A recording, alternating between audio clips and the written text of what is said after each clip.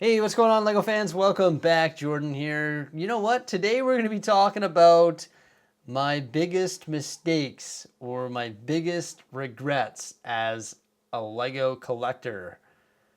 Yeah, so I've been collecting LEGO since May the 4th of 2015. Yeah, I know it's a Star Wars day. Awesome. Awesome day.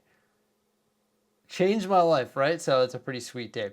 But yeah, today we're going to be addressing a whole bunch of mistakes that I made as a LEGO city builder, as a LEGO collector, just sort of as a overall LEGO enthusiast, because I made a lot of them. I'm not ashamed of them. All of them were happy mistakes, and I definitely learned a lot from them, because the more mistakes you make, the more you learn. So yeah, I've got a list of like 10 things that we're going to discuss in this video. Let's start with the first thing that I regret doing, and this is sort of a cringe one, believe me. I'm cringing right now even telling you guys about this, but oh well, I'm going to show you and I'm going to tell you. As a LEGO city builder, the one thing that you need a lot of is base plates, whether they're blue, tan, green, whatever, any color of base plates. You need a lot of them to build a really cool LEGO city because they represent different elements in your city. Mostly what you get are these guys right here, which is a 32 by 32 base plate. 32 studs by 32 studs, that's what I mean by that. And it's 10 inches by 10 inches. These here in Canada retail for $10 each. And when I first started collecting, they came in two colors. They came in green and also tan or sand. Obviously green is grass and tan is sand. Yeah, not bad. The problem is I had an ocean, and that ocean needed blue base plates, which for some reason the LEGO group didn't make. And I didn't know anything about LEGO. I didn't know about Bricklink. I didn't know anything. So I searched for blue base plates online.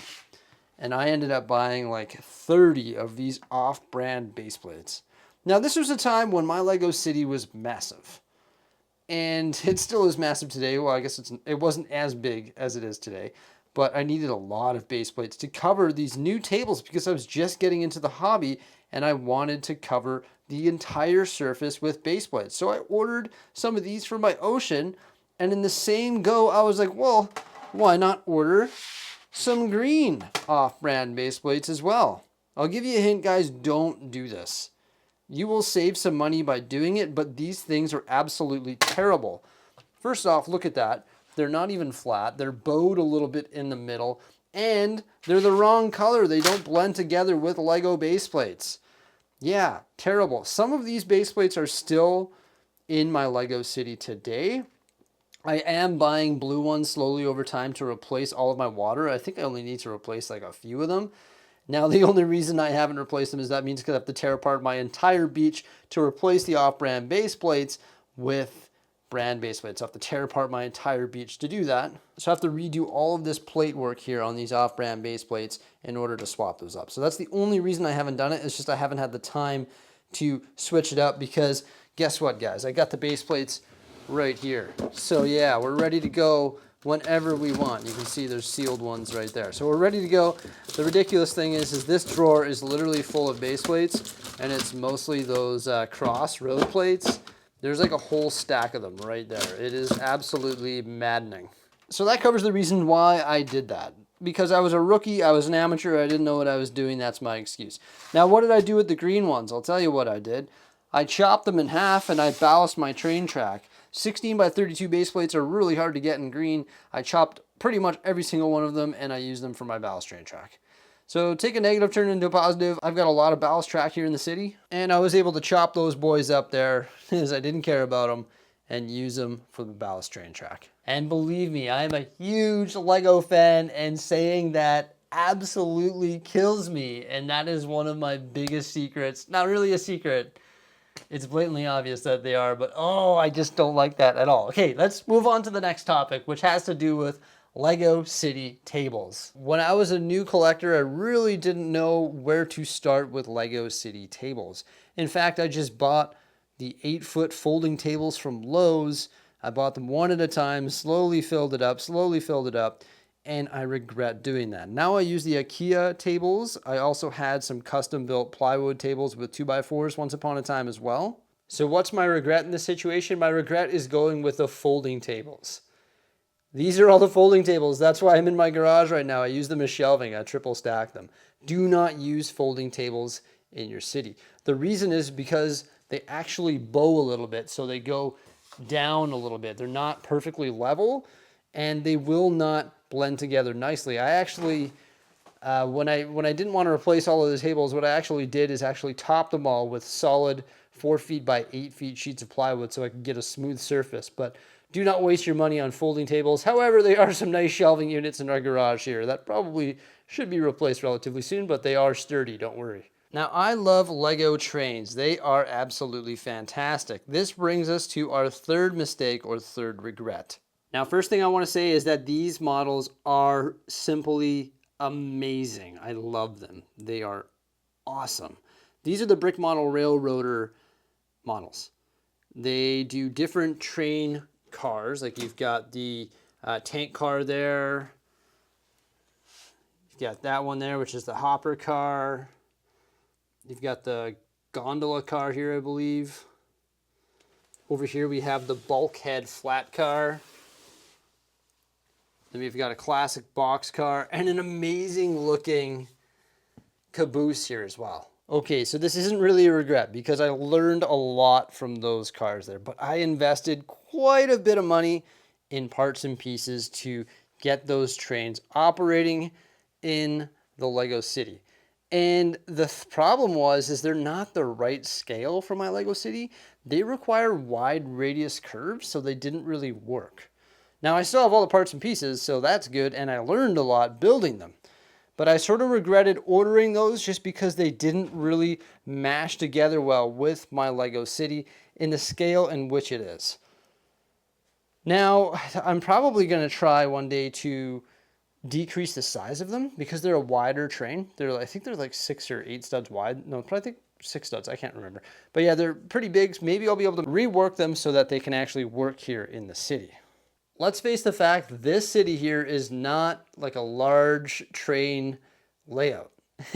You go to some of those train shows and it's incredible. They have the wide radius curves and it's all designed for trains. There's train yard and stuff like that. That's what those train sets done by the Brick Model Railroader Company are designed for. Now they're just hanging down there in my big mess that has to be addressed. That's another thing that I have a regret doing. Nothing really, but overcommitting to projects. Not that that's a bad thing, but I am absolutely terrible at just burying myself in projects and overcommitting to too many projects.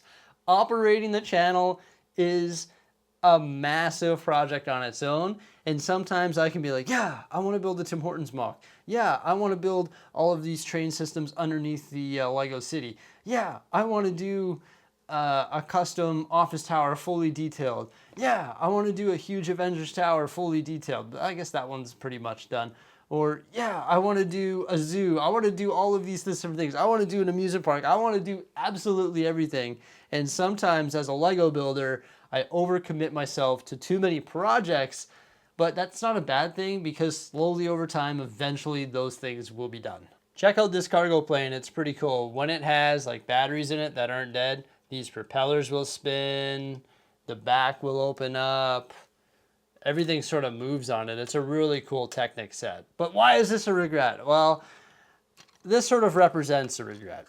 Now, I bought this set from Canadian Tire. I think I had a gift card to Canadian Tire. And I went to their store and I was wandering around. What should I buy? What should I buy? What am I going to get? Ooh, they sell Lego. Really cool. Okay, look at this. This is a Technic set. This was the first ever Technic set that I ever bought, actually. So I guess it sort of introduced me into Technic. But why does it represent a regret? It means that I bought something that I really didn't want. So sometimes I buy things that I'm not really a huge fan of, or they don't really match the vibe of my collection. So I have some regrets in regards to that. However, with that said, I don't think any of those sort of buying mistakes have resulted in something negative. I think every time I do it, it actually works out for the better because I get to build it, I get to enjoy it, have fun with it, display it for a short period of time. And some of the sets that I've sold in the past, I've sold for the same amount that I bought them for or more. So for that reason, they're really happy mistakes. I mean, I don't really know what this would sell for. I haven't really looked into it, but this would be one piece in my collection that I'd be happy to part with. It's not really, although it's really cool, it's not really something that matches my collection, and also it takes up a massive amount of room on the shelves. So I'd be happy to sell that one. So once again, I mean, I bought it with a gift card from Canadian Tire, so I could just turn around and sell it. The problem is it converts into a second one, so I'm not sure if all the parts and pieces would be there, so I'd have to part it all out, make sure all of the pieces are there before I do that, which results in a little bit of work. But sometimes you make buying mistakes. I bought the Sydney Opera House and also the London Tower Bridge when I first started collecting, and you know what? It never really, or those sets never really matched my collection. Same with Big Ben. It doesn't really match my collection. It's not a Lego Creator Expert vehicle or a Technic vehicle or a Lego Star Wars Ultimate Collector's Series set or a Star Wars helmet or something like that. So it doesn't really match my collection. So some of my regrets are buying sets that don't really match it. However, it always works itself out in the end, which is really cool. So ultimately in the end, I love collecting Lego and I think it is amazing and I have a lot of fun building anything from any theme. And as a Lego fan, when you first start, it's like a whole brand new world. You have no idea what you're doing. And I was definitely taken by surprise when I first started collecting Lego. And I watched Jangbricks and I saw a city and I was like, I want that. That's mine. I want that. I want to build something like that one day. And here we are. We got something like it. But sometimes when you're first starting, you don't really know what to do. So you make mistakes like buying off-brand base plates, buying folding tables that aren't 100% level, or buying sets that you think you might enjoy but you're not going to, or buying train kits that really don't match the scale of your city because you don't really know what you're doing. So it's a live and learn situation like anything in life. The more you do something, the better you become at it. And those are just some of my mistakes that I've made on my journey here as a Lego collector. If you guys have any mistakes or regrets, let me know what they are by commenting below. I'd be interested to hear your story. I know there was a cringe moment in this about the base plates. Believe me, I'm cringing too. Thank you guys so much for coming on by. Hope you liked the video. Remember to like, subscribe, and stay tuned. Bye.